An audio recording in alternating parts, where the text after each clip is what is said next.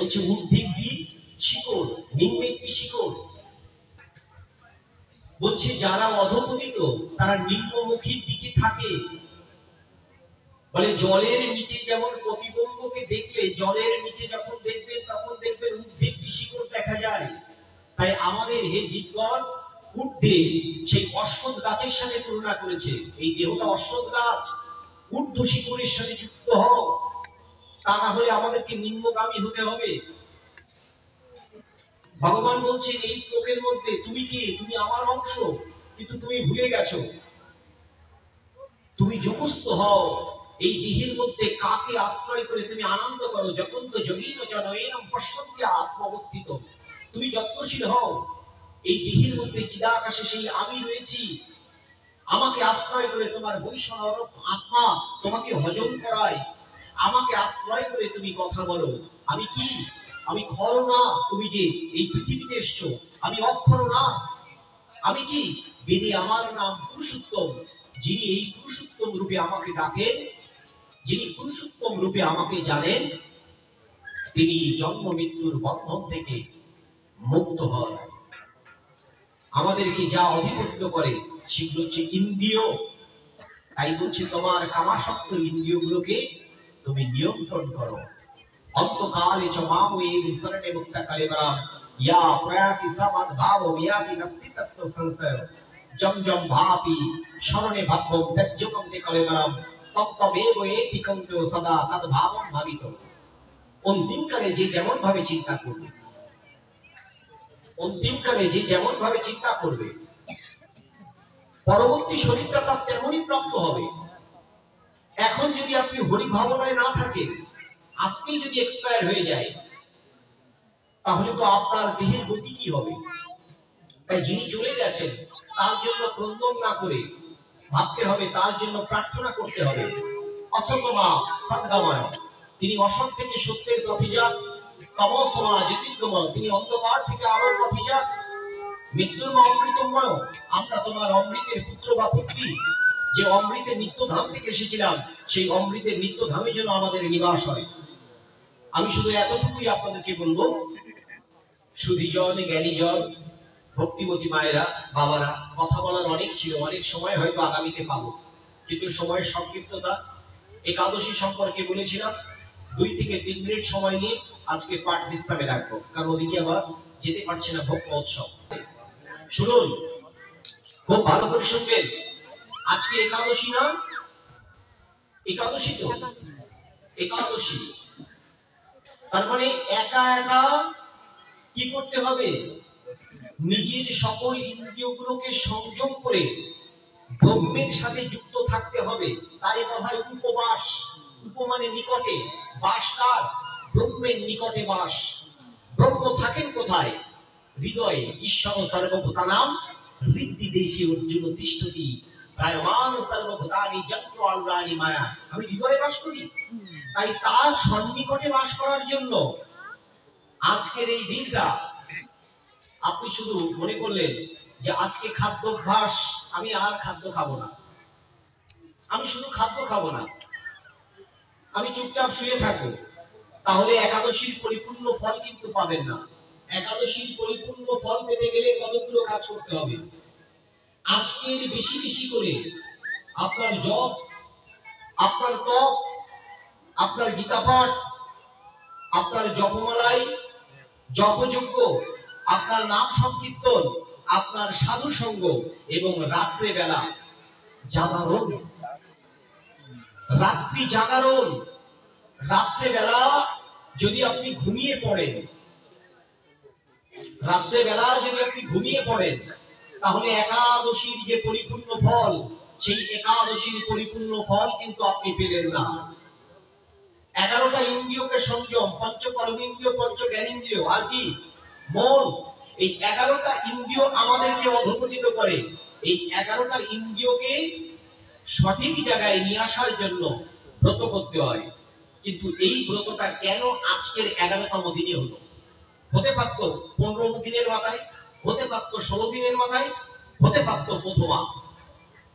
একটা উদাহরণ দিলে বুঝতে পারবেন। আপনাদের এই অঞ্চলে মাছের চাষ হয়? মাছ, প্র্যাকটিক্যাল এক্সাম্পল দিই।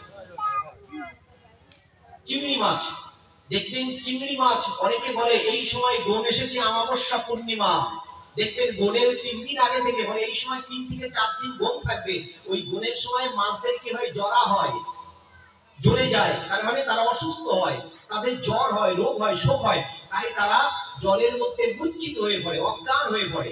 ঠিক ওই প্রকৃতির আকর্ষণে, কার?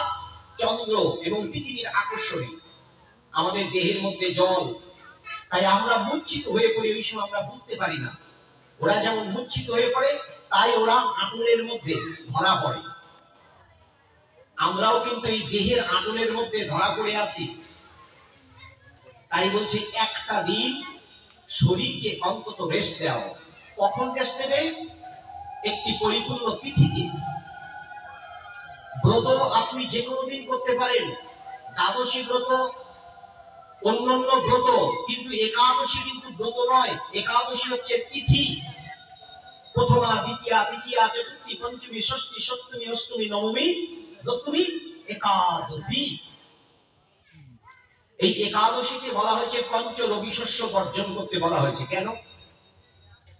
সনাতন ধর্ম ইটস এ পিওর সায়েন্স। কেন বলা হলো পঞ্চ রবি শস্য? বলে এই একাদশী তিথিতে যদি রবি শস্য বেশি করে খাওয়া হয়, রবি শস্যের মধ্যে কি আছে? গমের মধ্যে, ভাতের মধ্যে কি আছে? কার্বোহাইড্রেট। বলে কার্বোহাইড্রেট জাতীয় খাদ্য যদি বেশি বেশি খাও, তাহলে তোমার শরীরের যে অগ্নাশ হয় বা পাচন তন্ত্র, এটি আগের জায়গায় ফিরে আসবে না। এবং জাপানের একটা বিজ্ঞানী তিনি বলছেন আমাদের দেহকে পরিপূর্ণ আগের জায়গায় নিতে গেলে করতে হবে অটোনমি সিস্টেম। অটোনমি সিস্টেমের শব্দ অর্থ কি? মানে আমাদের দেহের মধ্যে প্রতিনিয়ত যে কোষগুলো মারা যায়, আমাদের শরীরের মধ্যে যে সেল আছে, ইনঅ্যাক্টিভ সেলগুলোকে অ্যাক্টিভ সেলগুলো খেয়ে ফেলে। তাই প্রতি একাদশী তিথিতে একটা বার যদি রেস্ট দেওয়া যায়, ইনঅ্যাক্টিভ সেলগুলোকে অ্যাক্টিভ সেল খেয়ে ফেলবে। তাই এই তিথিটা মান্যতা দিয়ে আপনাদের প্রত্যেকের সংযম করা উচিত। একাদশ নিরাহারা, একাদশীতে নিরাহারি থাকতে পারলে ভালো হয়। যদি নিরাহারি না থাকতে পারেন, অভাবে একটু জল, ওই যেমন আমার একটু কষ্ট হচ্ছে, এক ঢোক জল খেয়েছি। জল, রাত্রে বেলা একটি ফল, যদি জল ফল যার সহ্য হয় না, যার ডায়াবেটিস আছে, যার আর্থ্রাইটিস পীড়া, তিনি অল্প একটু সবজি। কিন্তু আমাদের একাদশীর দিন কি হয়? সকালে ঘুম থেকে উঠে ভগবানকে সেবা পূজা দিয়ে, গোবিন্দ গিন্নিকে বলছি এই দাও ফল, এই দাও সবজি, সকালে এক প্লেট খেয়ে নিলাম, দুপুরে শরীর তো আর পারে না, এই দিন সবচেয়ে বেশি খাওয়া হয়, ফল, জল, তরকারি সব দিলাম। রাত্রে গিয়েছি 3-4টা হরিবাসরে।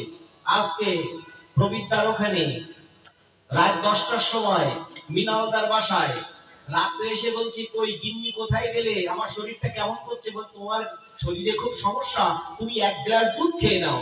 দুধ খেয়ে খুব ঘুমালাম, একাদশী খুব করেছি, হয়েছে সব খাদ্যদোষী। একটা একাদশী ভাই, এইভাবে একাদশী হবে না।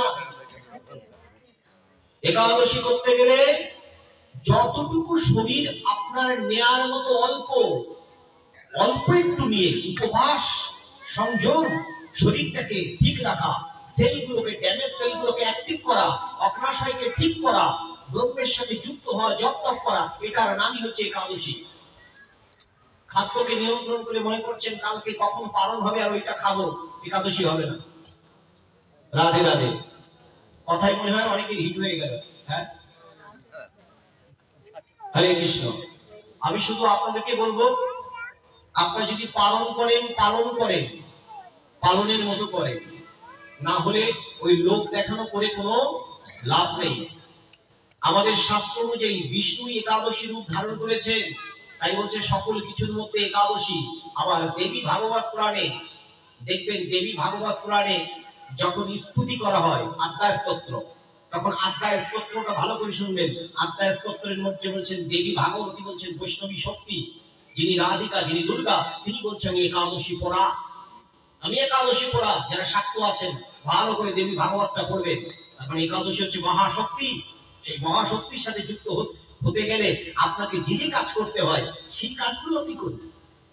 তাহলে একাদশী আপনার খুশি হবে, আপনাকে কৃপা করবেন। সকলের চরণ বন্ধনে সহস্র কোটি প্রণতি জানিয়ে আজকের হরিকথা হয়তো অনেক কিছু বলতে পারিনি,